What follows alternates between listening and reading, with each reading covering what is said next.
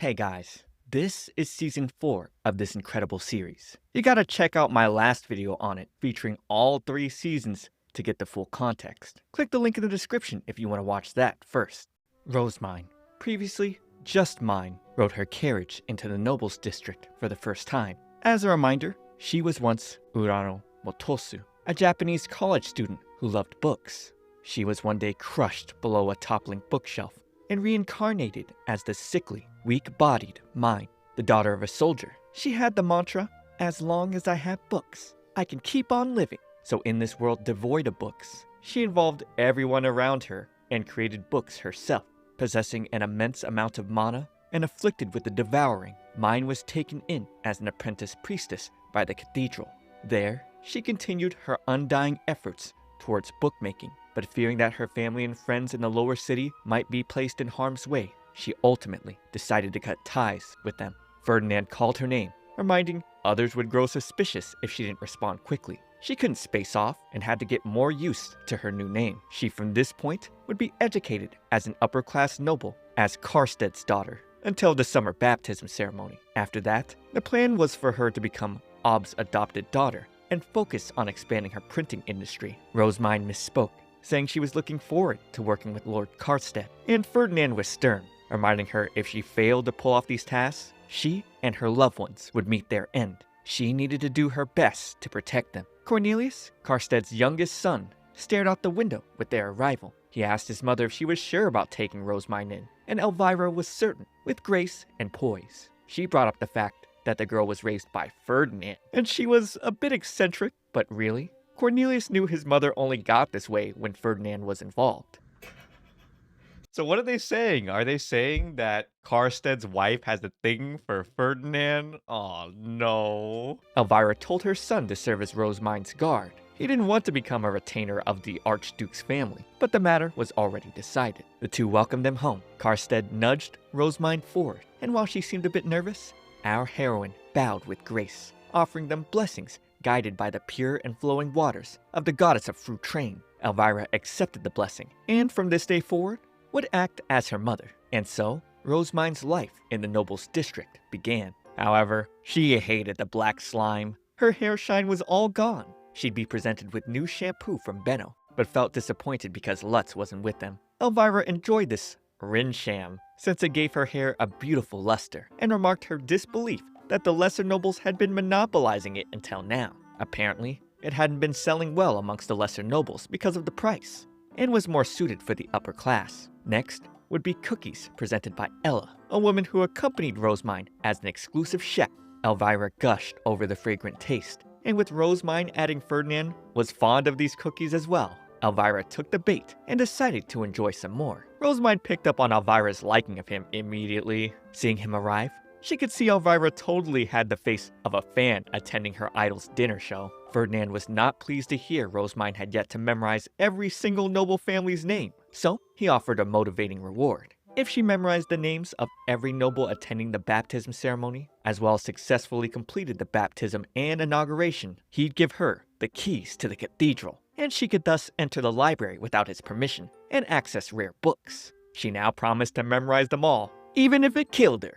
Rosemine got to work immediately. Her days would go on where she would receive lady training and study hard. Cornelius was concerned for her, but she told him she couldn't afford to make mistakes. He didn't dislike those eyes of her. They had conviction. He told her to just call him brother and offered her break time fun. She gushed at the idea of reading books and getting led to the house library. She was overjoyed. The joy would fall short. With her falling, she became ill. Ferdinand explained to Cornelius that's just how she was, and that's why he was assigned as her guard. In the middle of the summer, the day before the baptism ceremony, the two older brothers returned home. Lamprecht, the second son, picked her up with affection, recognizing her as the apprentice priestess from before. Cornelius was worried she'd faint, but he didn't think so. Rosemine didn't remember meeting him, but apparently, the two older brothers were there during the Trombe hunt. They were knights, after all. Eckhard, the eldest, was also Ferdinand's guard knight. Since she was the person Ferdinand swore to protect, he decided to also treasure her as his little sister. The home would flood with priests in preparation for the baptism. This was common for noble families here. Eckhard mentioned that with Ferdinand presiding over the baptism, the ladies would cause quite a stir. Unlike when he normally visited the noble's district, he'd be wearing ceremonial robes today. Now Rosemine could see he wasn't just an idol to her new mother, but to noble women in general. Eckhart knew him well because they were close in age, and they served the same order of knights until Ferdinand entered the cathedral. As a student, Ferdinand was flawless, no matter what he did. So much so that rather than feeling envious or resentful, you could only admire him. Eckhart told Rosemine to take good care of Ferdinand. He wanted there to be as many people as possible on his side. They'd later congratulate her on her baptism, and Ferdinand presented her a gift in celebration. She stared with bittersweetness, seeing the hair ornament. It was made by her birth mom and Thule. Her dad made the pin part. She wept. It was filled with the love and thoughts of her whole family. No, guys, I almost teared up. Oh my god.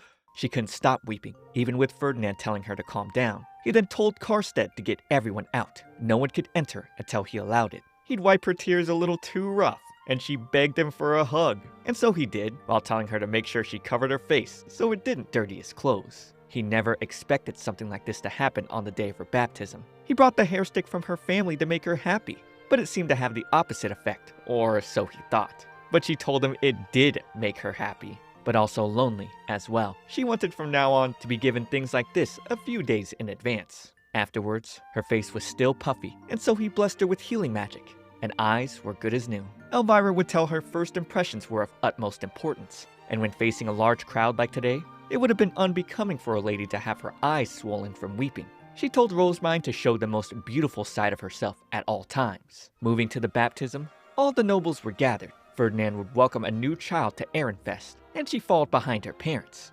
In front of so many, to protect the people she loved, she needed to become the adopted daughter of an archduke. Expand her printing industry as well. She couldn't afford mistakes now. Today, she was 7 years old. Ferdinand gave her a magic tool, and tapping the plate, as he expected, the two saw 7 colors. She was now officially recognized as Karstedt's daughter, and everyone cheered. Recognized by the gods and people, Karstedt presented her a ring, and Ferdinand gave the god of fire Leidenschaft's blessing. Before the people, Rosemine wished to pray for the high priest, and everyone celebrating her baptism here today to receive the same. And with an enormous blast from her ring, fell the blessing onto everyone. No one was ready for all that light from her small body, or the enormous amount of mana that would take. Rosemine became worried she had done something wrong, but seeing both Ferdinand and Karstedt smirk, she could tell they were plotting something. Sylvester, Lord of Ehrenfest, then stepped forward immediately to announce his formal adoption of her. The crowd gasped as he announced she was secretly raised in the cathedral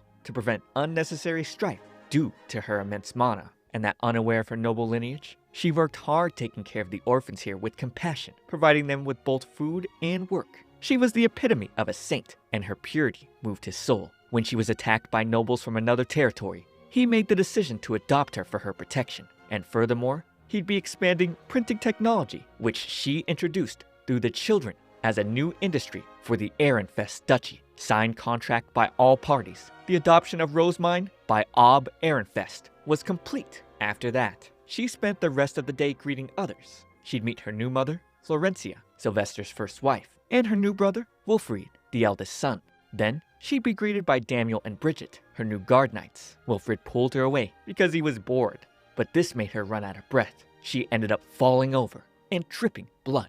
Back in the old town, Thule was doing her tailoring work. She thought back to that moment Sylvester told Mine her whole family would be forbidden from seeing her as family, and her workshop and room in the cathedral would remain. They could see her there. It was signed by magic and blood. All Thule could think of was her little sister these days. She had so much to tell her. Rosemine was glad to see Daniel again, but for him, he felt it was an honor far beyond his station to continue serving as her guard knight. For a lesser noble to become a guard knight of the ruling family was a stroke of luck so improbable that Daniel was now rumored to be a man who found a magic stone within a heap of refuse. Rosemine heard about Bridget from Karstedt. He wanted to assign her a female knight who was capable of going anywhere with her. But with Rosemine often visiting her workshop and the lower city, it was difficult finding someone who'd want to go. The cathedral wasn't just shunned by the lower city, but the nobility as well. At the high church, Ferdinand led the inauguration ceremony. He announced the former high bishop was removed from his position due to falsification of official documents.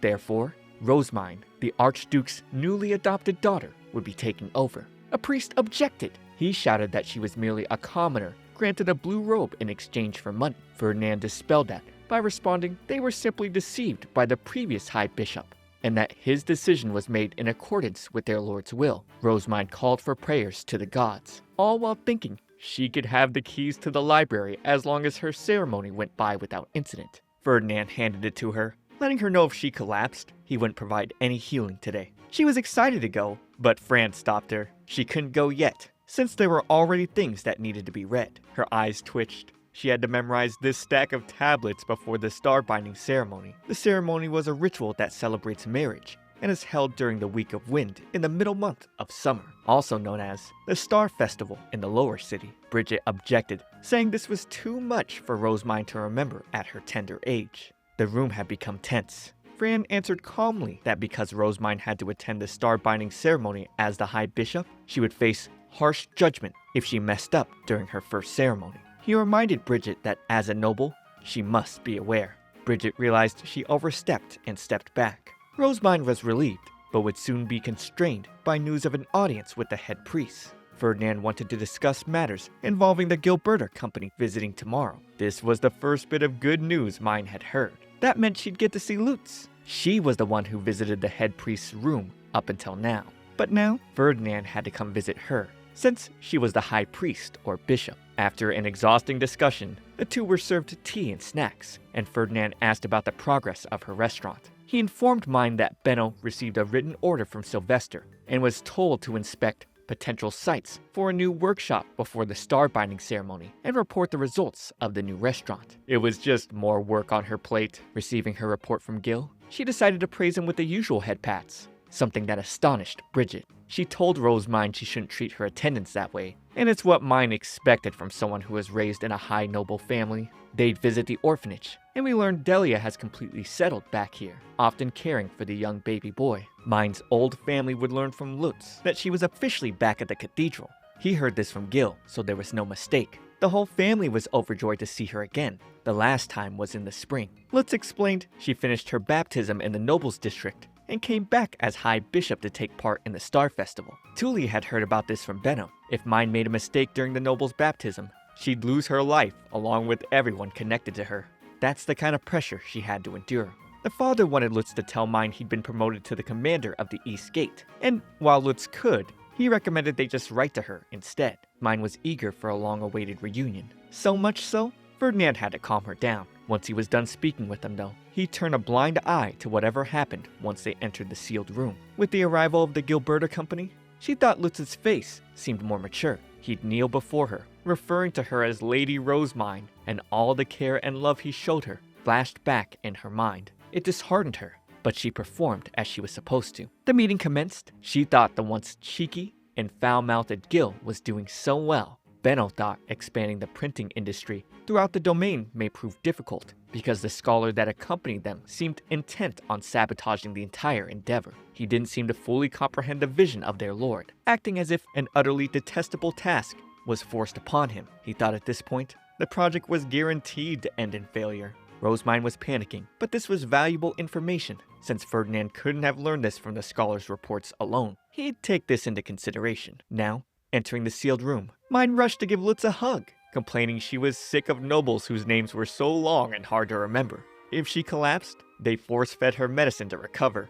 Everyone hid behind formalities, and she had no idea what they were really thinking. Her new mother and father wouldn't give her hugs either. Lutz let down his guard, telling her, "Long time no see." She then asked Benno for a favor, to be scolded, even if just a little. She apparently wanted it because no one ever scolded her these days. She only got praise no matter what she did. He'd shout, "You're letting your guard down too much, nitwit. You're already absent-minded and scatterbrained as it is." That's exactly what she wanted. Lutz thought despite becoming a noble, she hadn't even changed a little on the inside. He wanted her to give back the tears he'd shed, thinking he'd never see Mine again. The two boys would detail their first ride in a carriage outside the city. The roads were made of dirt and quite bumpy. The town of Hase was small, and there weren't many people. Mine was hoping a workshop there could give orphaned children a place to work to earn their keep as much as possible. Thinking back to how things looked, Gil was frustrated. The orphans there were wearing rags and starving. just like how he'd been a year ago.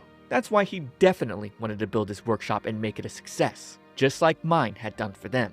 Mine told him to kneel, praising him with head pats. She thought he did a great job on his first long-distance trip, not even letting the carriage sickness get the better of him. This room was probably the only place she could show him this kind of affection. Lutz would then hand Mine a letter. She recognized the paper from a set she gave to her family after Mine officially died. Thule wrote she'd been working at Karina's place to make clothes for her now that she's become a noble. Her dad wrote Camille could now hold his head up on his own. Her mother told her to please make sure she didn't push herself too hard and to take care of herself. That night, Lutz would go back to the family and bring them Mine's letter. She'd thank them for the hair ornament. It felt like everyone was watching over her during the baptism. Thule knew this life was much more difficult for Mine, since she constantly had to prove herself. And so, the father declared they'd be going to the cathedral for the Star Festival to show their support and hopefully cheer her up. Mine would later get news of it from Lutz, and she'd steel herself to work hard. Leading the Star Festival, Rosemine chanted her prayers and blessings, emitting incredible magic to bless the fertility of couples and offer divine protection. The other priests were surprised she could offer a genuine blessing without wielding a divine instrument. The demonstration of her powers was once again going all according to Ferdinand's plan. Outside, the people spoke of Rosemine being so tiny, yet so incredible. Her family would enter, smiling at her. Exactly what she'd been waiting to see. She felt like they were all watching over her, and it gave her courage. Thule thought the hair ornament looked beautiful on her. She'd keep making lots to send her, and Mine swore to keep doing her best. In order to prepare for the noble star binding ceremony, Rosemine moves into her residence from Karsted's home to Ehrenfest Castle, the home of the Archduke's family. The inside opened to Sylvester's vast estate. There were farms, orchids, as well as the training ground for the knights in their dormitories. But of course, Mine was only concerned about where the library was. Stepping out of the carriage, they were greeted by the head of the castle attendants, Norbert. Cornelius and Angelica were summoned to serve as Rosemine's castle guards, and Mine took a particular focus towards Angelica. She didn't seem like a knight at all. Due to her appearance, she was well suited for guarding Mine at tea parties and banquets. Next, they'd meet Rosemine's personal attendants, Riarda and Ottilie.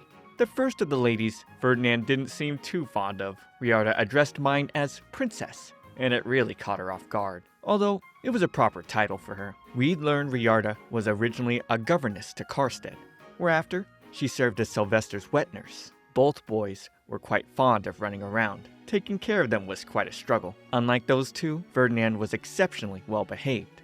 Rosemine couldn't believe there was someone who's known all three of them since they were kids. Starting today, Rosemine would be living in the North Annex, where the rest of the Archduke's children resided once they've completed their baptism. The second floor for the boys, the third for the girls. Rosemine's room was sparkly, arranged to look just like her room back at home. She'd be surprised to learn Sylvester had two other children, Charlotte and Melchior. These two haven't had their baptism ceremony yet, so they hadn't made their public debut. During dinner, Rosemine would ask about the other children, and Ferdinand told her that those unbaptized could not sit at the same table. She thought that was a little much, considering it was a private formal dinner for a family. He'd respond that only those who have mastered proper dining etiquette may attend formal dinners. Rosemine was sad to hear the whole family didn't eat together. It made her think of her own. She had to get used to this. She was going to be living here from now on. After dinner, Wilfried would suddenly greet her, glad she was doing okay. The two just giggled. Don't tell me this is how they acknowledged him dragging her until she started bleeding all over the floor. Rosemine got changed for the star binding ceremony. The unmarried attend the evening banquet to seek out candidates for marriage. She noticed there was an unusually strange space around Ferdinand. Oh man, nobody wants to date this guy. Sylvester explained no one would dare approach a priest who had no intention of getting married. He teased, questioning if Rosemine was worried about him getting married. Despite working her to the bone, she retorted, that's why she hopes he stays unmarried until she comes of age. Because the cathedral would fail to function if Ferdinand were to leave. Oh no, they're foreshadowing the things I don't want to happen. The ones Rosemine seemed most concerned about were her guards. Bridget was also alone. Sylvester thought she was a difficult one, having already broken off an engagement once already. After her father passed 3 years ago, her fiancé tried to take advantage of the situation and take over her house. She's been subjected to this harassment ever since she broke off the engagement, and that's why she sought out a powerful backer and became a guard knight of the High Bishop that no one wishes to work under, all to protect her family. Sylvester was sure she'd given up on the idea of marriage. He was surprised to see Mine crying now. She was weak to stories about family. She wanted to do something for Bridget. Sylvester suggested creating new trendy clothes for her, and if they generated enough demand, she'd keep the economy flowing within the domain, which was a duty of the Archduke. Somehow, Mine ended up with more work. With the 7th bell, the ceremony went through, officiating brand new couples. Rosemine laid on her performance extravagantly, granting a divine blessing of light for all of them to accept. Rosemine ended up bedridden soon after. She wanted to make sure she fully recovered before their meeting at the restaurant. On the ride there, Sylvester could hardly stand all the swaying. The stench of the lower city was just as bad. They arrived at the new Italian restaurant. Benno and crew would greet them. At the table, he'd introduce the co-investors. Of course, starting with Rosemine. She originally conceived the idea for this restaurant and provided suggestions for the menu and recipes. Next was the master of the Merchants Guild, Gustav, and his granddaughter, Frida. They made immense contributions to the training of the servers and cooks. For the meal, Rosemine would go first for etiquette reasons. She noticed the surprised faces both her father and Frida made. It's because this kind of fluffy bread didn't exist in this world. A single bite drove the both of them crazy. Next was consommé soup. In this world, people boil vegetables until they are completely mushy. Then, discard the savory broth before eating it. Mine was sure they'd be surprised by how delicious this was. Ferdinand made an unusually stern face and described the dish as beautiful. The savory flavors of each ingredient complemented each other, creating a concentrated essence, and yet contained no solid ingredients, crystal clear to the bottom of the bowl. After the meal, Benno delivered his recent inspection regarding the new workshop to be established in Hase. Rosemine suggested they set up a workshop there and have the children under its care do the work, just like they did here. However, Hase had no cathedral at the moment. Sylvester commanded Ferdinand to handle it. He summoned his pen and began working on a floor plan for the monastery. Next, Sylvester burst out of the restaurant to head to Hase. Over the skies, he'd ask her where the best place was to build a workshop. She wanted a forest for paper making and a river. Finding the perfect spot, Ferdinand got to work. He was building a monastery with his magic. Mine couldn't believe it was all happening so fast. The magic circle descended, reshaping the land and the floor plans until a miraculous new cathedral was built. Even the locals were surprised. Now that this was all done, Sylvester wanted them to start the workshop immediately. Mine said that was too much. They still needed tools for the workshop and a foundation for their daily lives. Her personal savings alone wasn't nearly enough. However, she'd learned they burned all her savings just now. That was all the gold dust Ferdinand used for the spell. Sylvester told her not to fret though. That was why he announced her printing endeavor as an industry of Ehrenfest. She just needed to leverage her position to solicit donations from other nobles. Alright, another one in the books. So I learned this season is slated for 24 episodes. Now, it kinda makes sense why every episode seems a bit slow. Let me know if you think I should continue this weekly, or if you'd rather see after much has passed, like episodes 12 and 24. Subscribe for more, but for now, watch this next video. It's me, ComfyTea. I'll see you all in the next one.